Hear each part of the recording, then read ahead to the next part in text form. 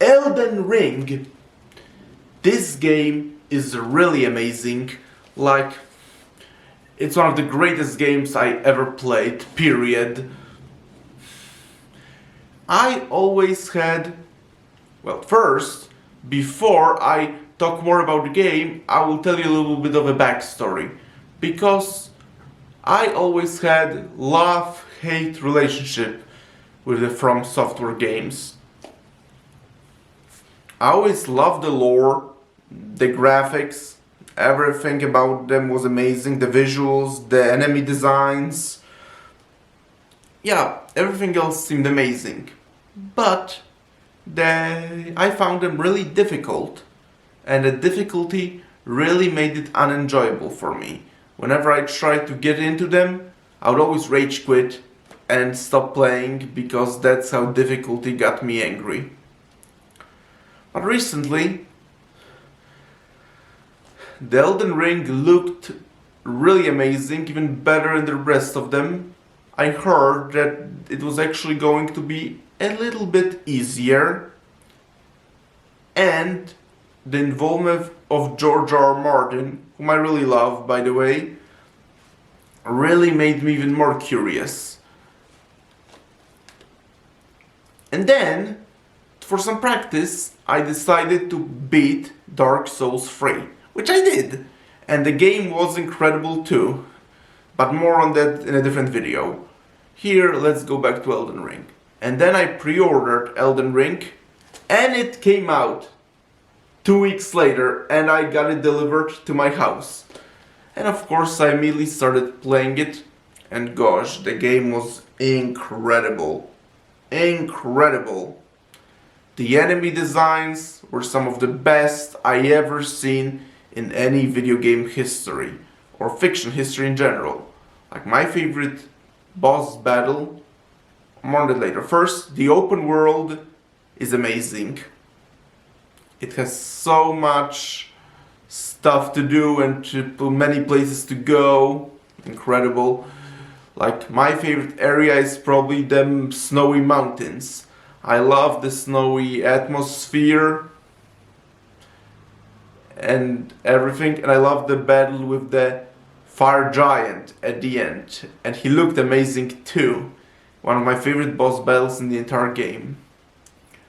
I also loved that the difficulty felt actually very well balanced, just like in Dark Souls 3. It was all about getting good and learning, and they gave you so much more advantages like summoning, help, jumping, all of that. The lore, as always, was simply incredible. You had to decipher it through reading the items, which I already found creative before, and here it was awesome, just like it is in other From Software games. Now onto the boss battles. The boss battles are some of the best in video game history. Some were very repetitive, which I did find a little annoying, but I'm really glad most of the major ones were not repetitive, which is good enough. My favorite boss was probably Rykard, Lord of Blasphemy. His design was scary, intimidating, and all around amazing. One of the best designs, if not the best boss design in video game history. He was this giant snake with bodies attached, with a sword and a face. Jeez, incredible. Yeah, definitely the best boss design in any video game history. But I also loved, as I said, the aforementioned Fire Giant and the Dragon Lord Plus Dex. The final boss was really amazing. Or Mog, Lord of Blood. Yeah, I love all these bosses too.